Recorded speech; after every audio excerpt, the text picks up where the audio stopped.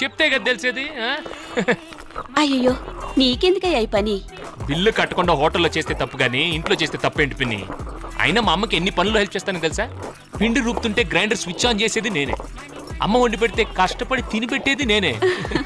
అవును, grinder mixie ఉండగా మీరు ఇంకా ఇది వాడతారేంటి? మీ తాతయ్యకి రుబ్బురోలు రుబ్బితేనే నచ్చుతుంది.